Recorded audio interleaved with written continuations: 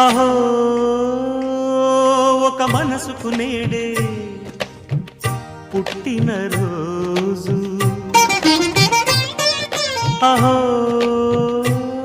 తన పల్లవి పాడే చల్లని రోజు. ఇదే ఇదే